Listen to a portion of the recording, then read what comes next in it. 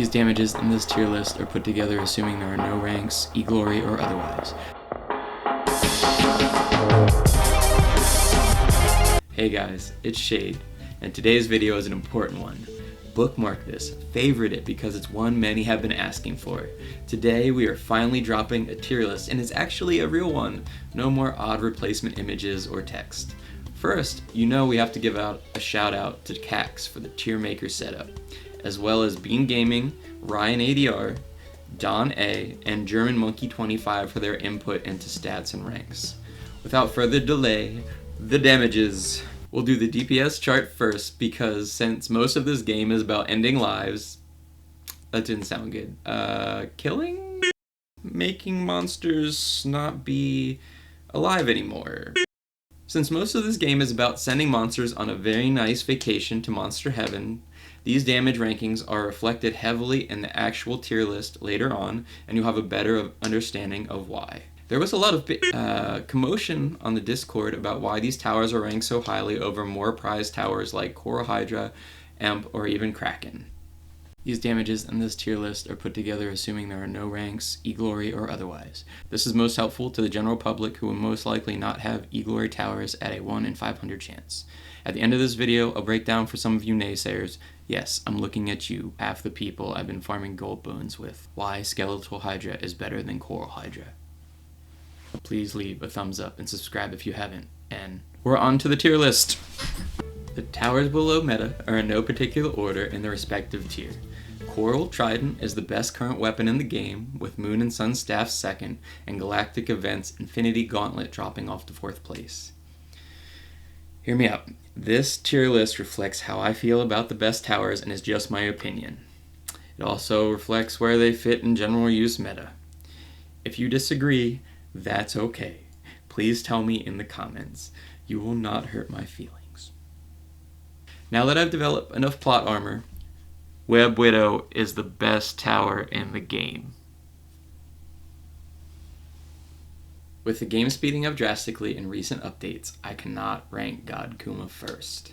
Medusa was number 1 before, but she couldn't quite keep up with the increase in monster speed at higher waves, and fast damage was often better. But with Web Widow being 33% faster, cheaper, and with longer range at every rank, he is a force multiplier. That means he just makes your other towers even better. They can't hit what isn't in range. I didn't want this to be another Web Widow video, so we move on to our next force multiplier, Mindo.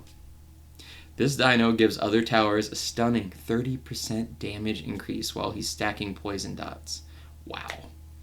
I can't wait to see how it stacks with Web Widow and Infinite. They might be the ultimate duo. We could call them Window. Or not. Coming in at a stunning 20k AoE DPS, we have God Kuma.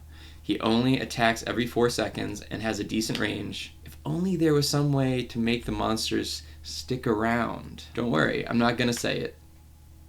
Next up is Tiki. This not-so-little guy is a monster. Literally, but also early game is quite OP. Enough said.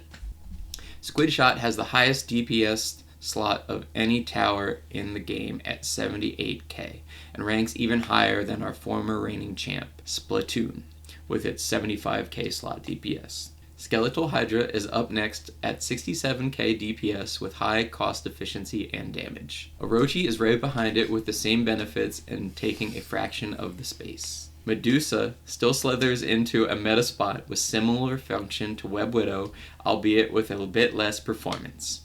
And our last entry is good old Pan. Still great the entire game with great efficiency. And these guys, these are the best champions. They claim meta spots because they boost tower damage 10%. They are in order because their companion towers DPS are ranked as such. Unless we forget he who came first. The Alpha and Omega, the beginning and finally the end, Caveman. Alright, I know that was a long video. I appreciate you guys staying to the end. I hope you have a wonderful day. Please leave a thumbs up and subscribe if you haven't, and we will see you next time. Oh, wait, you're not done yet. Alright, for those of you guys who didn't feel like doing math, and I needed to think about it a little bit more. I thought about it for you.